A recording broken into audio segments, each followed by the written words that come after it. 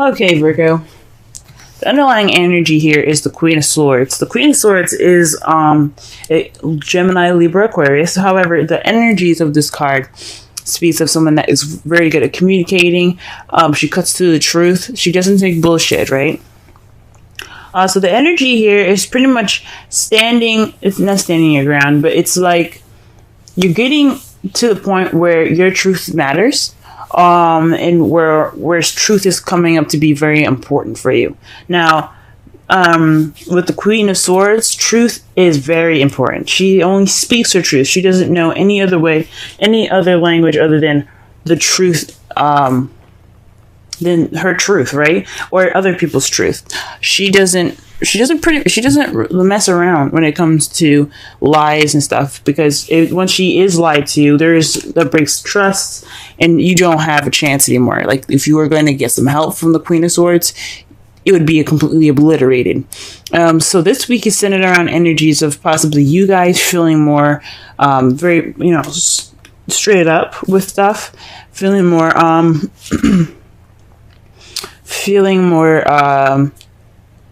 honesty oriented. Possibly this is a more logical and analytical week for you guys, because things are kind of, you're cutting away at the bullshit this week.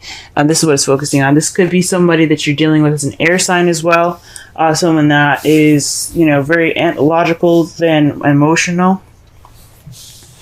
But it could very well be you guys, just wanting to get to the truth and only the truth.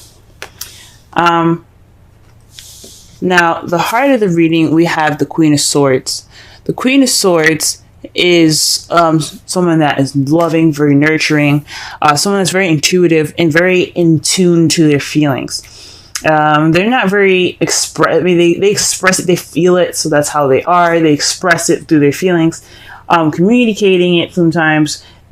That's what the Queen of Swords is all about. She's all about communicating and speaking her truth and saying things. Whereas the Queen of Cups, she just acts and she just feels. She doesn't actually act. She just feels those things. She doesn't exactly communicate them. So one thing about the Queen of Cups to remember is that she is all about the feels. She's all about how she feels. She's all about what she is in tune to hearing, which is which is her emotions and her feelings and things. That's why she is very intuitive, and that's why she is the tarot card reader as well. This is the problem circumstance, and it's crossed by the Three of Cups.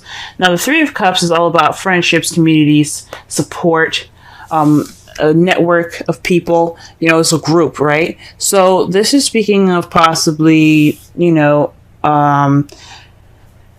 lack of support, maybe. You're not getting that emotional support at this time. The Queen of Cups could also be a male. This is somebody that, all the queens that come up. I like to see it as you guys, male or female. I like to see the queens as you guys, as like this is something internal, and the kings as external. But it is not always the case. A lot of times the Queen of Cups could be someone that's a Pisces, Cancer, Scorpio that you're interacting with, and they're not providing enough support for you guys, or you guys are feeling like that partner, right? You guys, like I said before, this could be you guys being very much in touch with your feelings, and you guys are just dealing with a lack of support possibly right now. You're not really centered around friends. You're kind of possibly being swallowed up by a group. You're kind of hidden in the shadows. You're not getting that support, right? So that's going on right now. So you guys are not getting that emotional support at this time. The Queen of Cups is also someone that's very romantic as well. So perhaps there isn't any romantic stability. Well, not romantic stability, but there isn't any kind of romantic support as well. The advice given for you guys this week is the Empress. The Empress is the manifestation card. She's also the motherhood card. Because she is the person that takes care. She's the caretaker. She's nurturing. She's very nurturing. She's very patient, like a parent, like a mother would be.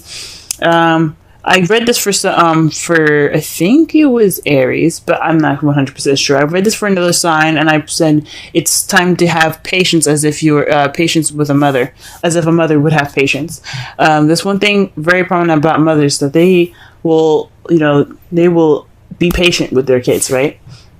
I'm not saying to actually be patient, like with your, like with anybody else, but but be patient with yourself if needed.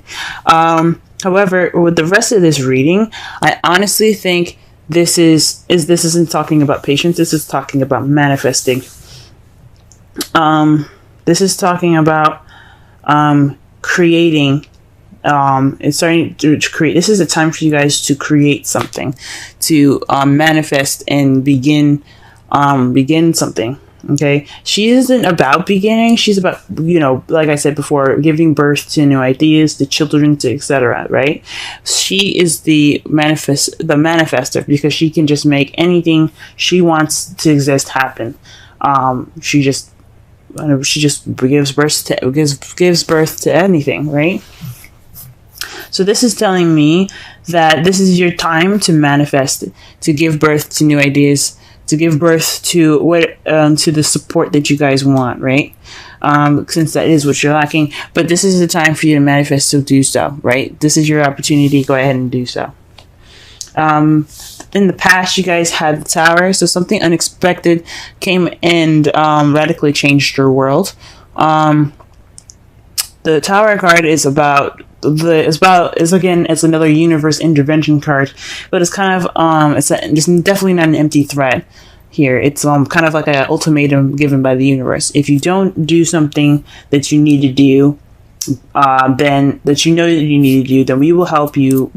We'll help push you in a situation where you have to do the thing that you're supposed to do. It's like, this is the Saturn card. It's kind of like karma here. So Saturn is all about karma and doing what you need to do. He will put your butt in gear. He will make sure you do what you're supposed to do, or he'll help you towards your potential. Most of the time, well, some of the time, it's not in a nice way. Okay, and especially with the cards falling up after this, I don't think it was very nice. Sometimes the Tower can surprise you with something wonderful, right? It could be a wonderful surprise because it's unexpected and you don't see it coming. But if it's something that you were supposed to do and you hadn't done it, then there is something. Then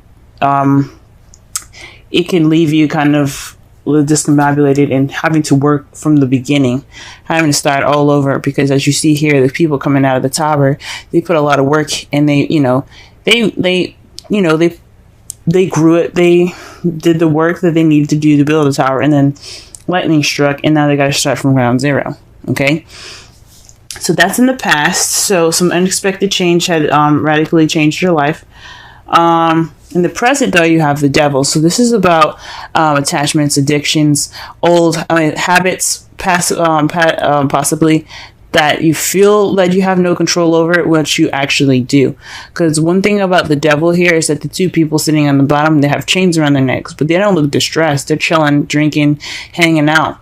Right? This one, like the lady here, she can easily get out because her chains are just filled with flowers. So if she wanted to leave, she could just simply stand up, break the vines, and be out, But this is voluntary. This is something that they want to do. They don't care to just hang out with the Devil.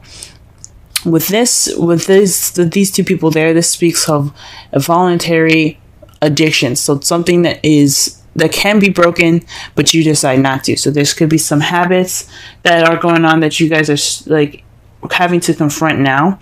Maybe trying to break these addictions at this time, but there's definitely some sort of attachment of some sort that is voluntarily like this is kind of on you guys at this point, because it's like I said, this is voluntary. He doesn't make you stay. It's up to you. So for some of you guys, could be like a karmic relationship that you guys are attached to, and those are not so very voluntary.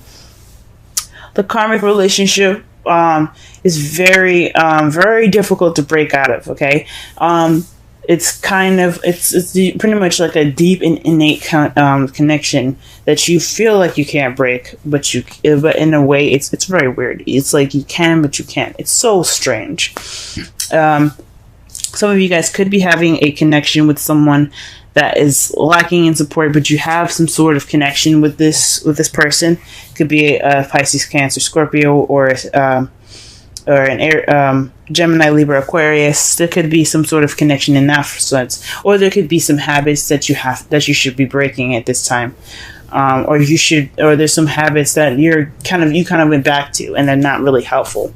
When you have the devil come up in your present, that's just habits that you should let go of. They're not necessarily any habits that you should keep.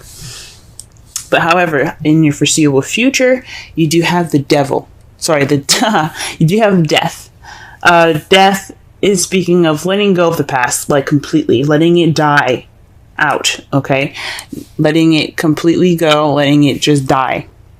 So that way you have a new beginning ahead. It's a slow, mournful kind of change here. As you see, there's, it's sad, it's dark, it's kind of grim, but the process is purifying. What the death is about is Pluto rules death, okay? Pluto is all about purification. So when you see this card, you see yourself in the future purified. So whatever in the past happened, it's completely died. It's coming. It's going away. It's in the past. You accept it for what it is, and you let it go. And you accept something new. You let the new come to you because you let the past go, if that makes sense. So it's a transitional change here. That is, like I said, it can be very slow. But that's how you guys see. That's how you guys see your foreseeable future. Okay. In your outcome, though, guys, you have the Page of Swords. So this is about speaking your truth, being, it may be tactless, about those truths that's going to be said here. There could be a message that's kind of that's very honest and cut to the chase, not very cushiony, if that makes sense. It kind of lacks tact, but the point is that it's a truth that is being received or is going to be given in result to all of this. Okay, so that's interesting. So far from what I'm getting here, the Queen of Swords is basically telling me that for this whole entire the energies for this week is basically speaking your truth, cutting to the bullshit. It's possibly about being detached and letting not feeling, because the Queen of Swords is all about detachment. It's about detachment, being kind of cold, right? That's one of the characteristics about air signs, is that they can detach from a situation and analytically look at it. As the problem is the feels. Obviously, there's no feels, or there is feelings, but there isn't any support towards those. And right now, it's about accepting and understanding. It's understanding those feelings, possibly, or being the Empress and being the caretaker, taking care of yourself if this is you and you're single, or taking care of your partner in regards to the feelings. And the Empress is again the manifestation card, so perhaps this is a time for you to manifest romance, right? Express your love. Go ahead and make the romantic gestures. Okay, so this is about expression. Now, the Queen of Swords is excellent about expression, because all that is communication, right? She's all about communication, but she's detached as well. The Queen of Cups, she's very romantic. She's all about her feels, but she lacks expression. Okay, she's very romantic, but she doesn't express that. Okay, because that's what the Queen of Swords is about. So perhaps this is for you. This is a time for you not only to be a caretaker and for yourself, if needed, or for your partner, but this is also a time for you to manifest a romantic support between two people. I don't think this is a third-party relationship at all. because I don't see anything else. I don't see any other card other than the Three of Cups. I don't see this as a third-party relationship. Some of you guys could be dealing with a third-party relationship with the Queen of Cups, but I don't think so, okay? Especially now with the cards coming up here. For your Wisdom Oracle card, you have Serendipity, and this is just speaking about luck being on your side right now, guys. This is a time for you definitely to manifest a romantic support network for yourself, or for you and your lover or your partner, because luck is on your side. This is a change of, it's like the Wheel of Fortune. You know, the Wheel of Fortune is about change of luck, and things like that. So with Serendipity, this is saying luck is on your side. You can do whatever you want to do because luck is on your side. Okay, pretty simple, pretty straightforward. So sum up this whole reading, guys. Express your love. Express how you feel. Don't let those things bottle up inside. Create that network of support for yourself and for your love if you guys have a partner. Okay, work on those bad habits so that way you can transition to a more stable, not to more stable, but to a more transitioning and healthy new beginning. Because after death, there's only can be something new.